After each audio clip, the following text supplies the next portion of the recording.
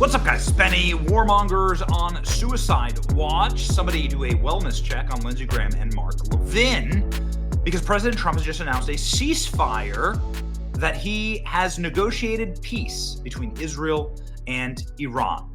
An incredible update, ladies and gentlemen, and just a very quick reminder of something that we've been saying for weeks now, that Donald Trump trolls and sometimes bombs his way into peace. This is President Trump's style. It's a style that's worked out great. It's called peace through strength and a little bit of shit talking. Here we go. North Korean leader Kim Jong-un just stated that he has a nuclear button. Will somebody please inform him that I have a nuclear button too, but mine is much bigger and more powerful than his, and my button actually works. This is President Trump less than 1 year into his presidency on January 2nd, 2018. And everybody thought that Donald Trump was going to create nuclear holocaust and war because of this. But instead, what ended up happening is one of the single greatest moments in American or world diplomatic history, where President Trump was welcomed into North Korea. And then Donald Trump straight up fat shamed Kim Jong-un when he got there. Listen to this. Yes. Getting a good picture of everybody, so we look nice and handsome and thin. Beautiful. Perfect. Handsome and thin, says President Trump. And then the camera looks like Kim Jong-un. Again, even in the face of a literal genocidal dictator, President Trump is straight up trolling. But the real troll, ladies and gentlemen, was this. This was the actual troll to everybody who said that Donald Trump was about to bring about nuclear war. The panicins are now being hit the very hardest, along with the neocons, because we didn't panic. Ladies and gentlemen, we trusted the plan. We didn't disavow MAGA. We didn't simp or humiliate or debase ourselves for a foreign power. We didn't warmonger, and we certainly didn't burn the ships. We trusted Trump and his team, and we knew that President Trump wasn't going to just atomize the MAGA movement. He took a bullet for this movement. It's not something that you do. And here, lo and behold, ladies and gentlemen, is the proof that we were right. Congratulations to everyone, says President Trump just minutes ago on Truth Social. Congratulations to everyone. It has been fully agreed to between Israel and Iran that there will be a complete and total ceasefire in approximately 6 hours from now, when Israel and Iran have wound down and completed their progress final missions. For 12 hours at this point, the war will be considered ended. Officially, Iran will start the ceasefire upon the 12th hour. Israel will start the ceasefire upon the 24th hour. And the official end of the 12-day war will be saluted by the world during each ceasefire.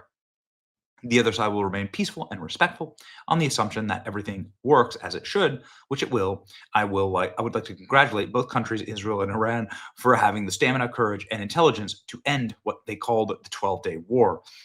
This is the war that should have gone on and could have gone on for years and destroyed the entire Mideast, but instead, it never will.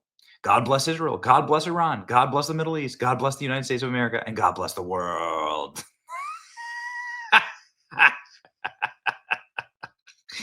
Now, Keith. Here's the post, ladies and gentlemen, in case you think that is some type of AI screenshot. Here we go, straight from the digital director of the White House. Thank you for your attention to this matter. That's right. Message from the president. Hysterics and the haters and the losers. Thank you for your attention to this matter. Nobel Peace Prize. Give it to him now. Yes, ladies and gentlemen. Secretary of State Marco Rubio sharing this. Obviously, he is in agreement with this. Probably helped write it. President Trump has announced a full ceasefire between Israel and Iran will start in 6 hours. Peacemaker in chief.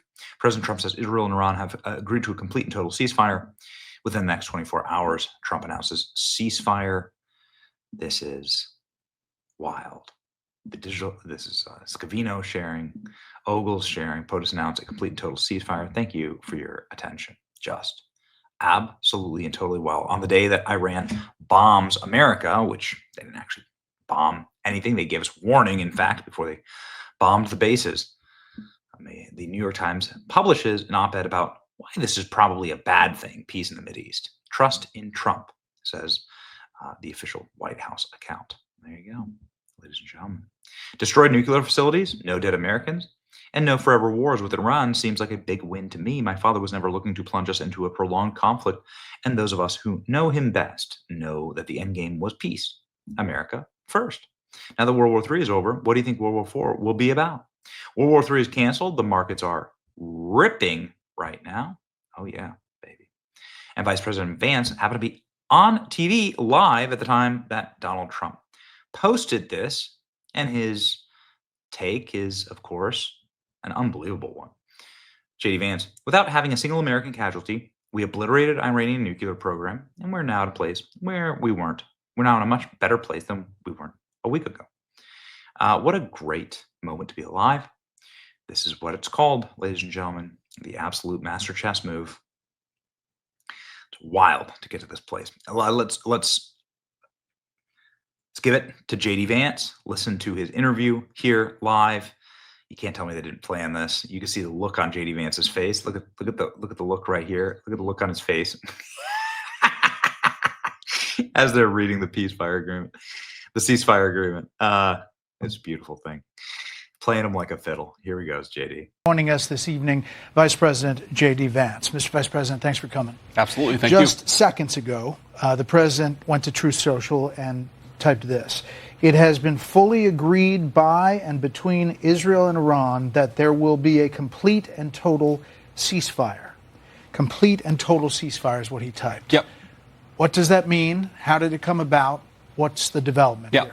Well, we were actually working on that just as I left the White House to come over here. So that's good news that the president was able to get that across the finish line. I think what it means, Brett, is quite simple. First of all, the president, without, knock on wood, having a single American casualty, obliterated the Iranian nuclear program. We are now in a place where we weren't a week ago. A week ago, Iran was very close to having a nuclear weapon. Now, Iran is incapable of building a nuclear weapon with the equipment they have because we destroyed it. So that's a very, very big thing. Now, what that means, I think, is we have to talk to Iran and, of course, to Israel about what the future holds. Because while we have obliterated the Iranian nuclear program, our hope and our expectation is that they're not going to try to rebuild that program. And I think that's what the president is really trying to figure out here, is to build a long-term settlement here to where we can have peace in the region, where our regional allies and, of course, the American people, most importantly, can be secured, but where we can ensure that the destruction of the Iranian nuclear program that has already happened is not something they try to rebuild. I want to get to the obliterated part in just a minute, but I just want to read this fully so I get the context here. Congratulations to everyone. It has been fully agreed by and between Israel and Iran that there will be a complete and total ceasefire in approximately 6 hours from now, when Israel and Iran have wound down and completed their in-progress final missions for 12 hours, at which point, the ceasefire for 12 hours, at which point the war will be considered ended.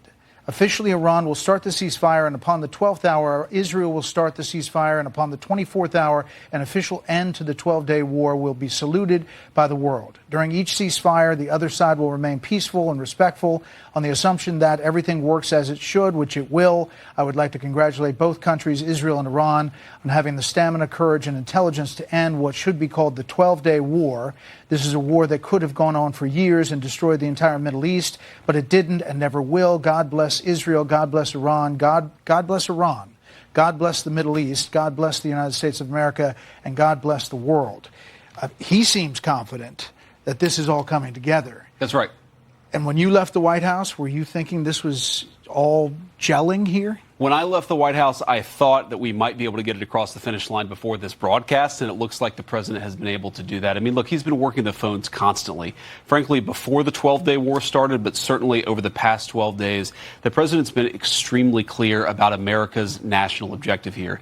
It is to create a world where Iran cannot build a nuclear weapon. We, of course, destroyed the nuclear program that they had, and the president told the entire team, we're going to work to make sure that they don't try to rebuild that nuclear capability in the future. And it's, look, this is a great thing. For Israel, think about this. They've accomplished an important military objective. They've helped us destroy the Iranian nuclear program. They've also destroyed the conventional missile capability of Iran that threatened the country of Israel. For the Iranians, I think this is a new opportunity to actually pursue the path of peace. As I said yesterday, what the Iranians have showed through their support of terror networks, through their now failed effort to build a nuclear weapon, is that they're just not very good at war. And I think the president really hit the reset button and said, look, let's actually produce long-term peace for the region. That's always been his goal. I actually think when we look back, we will say the 12-day war was an important reset moment for the entire region.